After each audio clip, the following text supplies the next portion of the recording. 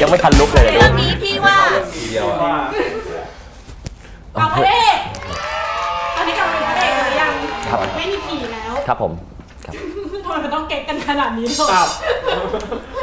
โอเคช่วงนี้เรื่องนี้พี่ว่าจะเป็นช่วงที่ให้ทั้ง3คนมาตอบปัญหาน้องๆตอนนี้ใครมีคำถามอะไรยิงมาได้เลยนะมีทีมงานคอยเก็บคำถามให้แต่ว่าก่อนจะไปถามคำถามจากในไลฟ์กันเดี๋ยวพี่จะให้ตอบคำถามในเว็บบอร์ดเด็กดีก่อน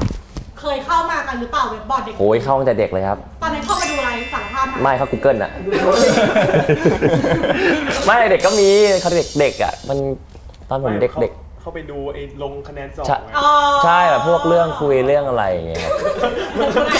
ใช่ปะใช่เด็กดีเคยเห็นตั้งแต่เด็กแล้ว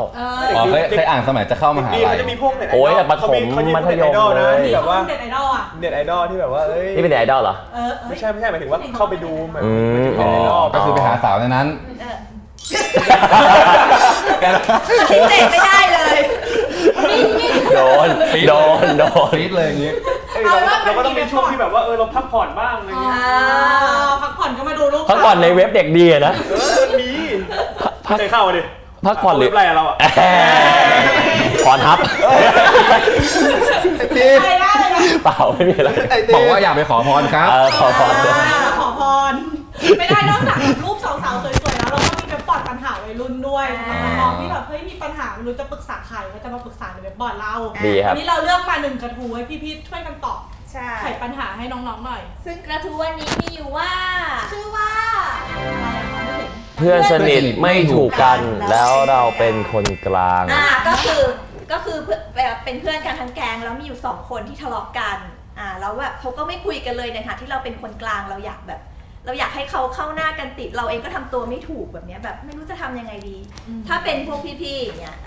จะทำยังไงกัน ถ้าเราเป็นคนกลางใช่ไหม ของเราอะไม่ต่างกันเท่าไหร่ เอาหมอดีกว่า ไม่นี่คุยกันแล้วก่อนตอนหมอไม่มาไงของหมอน่าจะแบบมีความคิดที่แบบอีกทางนึงอะ แบบหมออ่ะ ไหนของเราที่คุยกันมาเรามีความเห็นตรงกันว่า3 2 1ช่างแม่งไม่จริงๆก็คือแบบ จริงๆก็ไม่ขนาดนั้นหรอกครับแต่ว่าถ้าเขามีปัญหาจริง ๆ แบบไม่คุยกัน เราก็แต่ว่าถ้ารู้จักทั้งคู่ เราก็ไปคุยกับเขาว่าเอ้ยเกิดอะไรขึ้น หมายถึงว่าอันนี้คือ เฮ้ยคุยอยู่เดี๋ยวก่อนพูดไม่เสร็จ ครับอาจารย์ ไม่เราก็เอาพูดอะไรลืมแล้วเดี๋ยวเรียบยังพูดใหม่ อันนี้คือกลุ่มเดียวกันหรือว่าเราเป็นคนตรงกลางกับเพื่อน2กลุ่มที่แบบ กลุ่มเดียวกันสมมติอย่างเงี้ยสมมติไบกับตีไบกับ ไบร์ทสนิทกับตีไบร์ทสนิทกับเหน่งแต่ตีกับเหน่งทะเลาะกันไบร์ทจะทำยังไงดี แต่ก่อนก็คือสนิทกันอยู่ ใช่ เอา แล้วยังไง อ๋อแค่ถามไม่เฉยไม่เข้าใจ แค่อยากรู้ โอเคงั้นปล่อยหมอคิดก่อน ก็ถ้าเป็นผมก็อาจจะมีด่ากันเลยด่ามันอะด่าทั้งคู่แหละว่าโตกันแล้วทะเลาะกันใหม่เนี่ย นี่ เพื่อนดีๆไม่ได้หาง่ายๆนะอะไร นี่ เพื่อนสนิทกันมันก็แบบเข้าใจปะจริงๆมองตาก็รู้ใจมันก็กดอะไรกันไร้สาระปะเนี่ย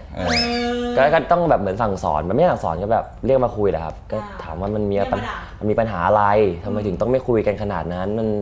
ใช่เรื่องใหญ่ขนาดนั้นไหมแต่ถ้าเป็นเรื่องใหญ่จริงๆก็โอเคก็แล้วแต่เขาแหละถ้าเราไม่สามารถทำให้เขากลับมาเป็นเพื่อนกันได้ก็แล้วแต่เขาแต่ยังไงก็ตามเราก็เป็นเพื่อนเขาทั้งคู่แต่ก็คืออย่างน้อยอยากจะเตือนสติก็ต้องคุยต้องเรียกมาคุยอะผมว่าต้องเรียกมาคุยก่อนเลยว่าถ้ามันไม่ไหวจริงๆแบบสมมติไปนั่งกินข้าวกันแล้วมันไม่คุยกันแบบเพื่ออะไรทำอย่างนี้เพื่ออะไรไกด์ล่ะมีไหมไบร์ทก็คงแบบไม่ใช่แนวแบบว่าเรียกมาคุยกันอะไรขนาดนั้นอาจจะแบบยับทั้งสองฝั่งว่าเอ้ยสมมติ A กับ B นะ A ไม่ชอบอะไร B วะถามแบบอย่างเงี้ยชวนเมาส์ถามว่าไม่ชอบอะไรไม่เราจะได้รู้ไงแล้วเราก็ถามเอ้ยไม่ชอบอะไร A วะถาม B อะไรเงี้ยแล้วเราก็จะลองบอกเขาว่าเนี่ยเขาไม่ชอบตรงนี้นะลองแบบตรงนี้ดูหน่อยไหมบอกทั้งสองฝ่ายพยายามแบบค่อยๆยับไปเรื่อยๆอย่างเงี้ยเดี๋ยวมันก็ถ้ามันจะดีมันก็ดีเองถ้ามันไม่ดีก็เรื่องของเขาใช่เราก็ไม่ได้แบบว่าจะแบบบังคับให้เขากลับมาเป็นเพื่อนกันแต่เราแค่พยายามแบบเท่าที่เราทำได้เป็นไรเนี่ยเฮ้ย ขอมีซี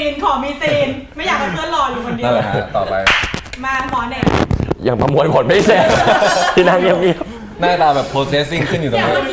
เขาเรื่องเน็ตไอดอลเขายังค้างไว้ถึงตอนนี้เลยเห็นไหมคืออย่างไงจะเป็นคล้ายๆใบมากกว่าดีคือหนึ่งจะแบบว่าไปคุยทีละคนมากกว่ามันแบบหรือไม่ก็บอกว่าแบบ ถ้าคนไหนที่รู้เราฟังเหตุ มึงเป็นอะไร อยากทำบ้าง หาแอร์ไทม์ เหมือนเราฟังเหตุผลเขาว่าเหตุผลใครมันดูแบบมันดูน้ำหนักเป็นยังไงอะไรเงี้ยเราก็จะบอกว่าเราอาจจะแนะนำวิธีการว่าแบบแบบสุดท้ายแล้วเราก็ต้องแบบมันวิธีการคืนดีกันมันไม่ได้มีอะไรซับซ้อนมากมันก็แค่แบบขอโทษแค่ต่างคนต่างขอโทษอะไรเงี้ยเนี่ยก็คิดว่ามันก็แบบน่าจะคืนดีกันได้แล้ว ไปฟังดูเป็นพ่อพา ครับ สุดยอดโอเคมีซาวรับ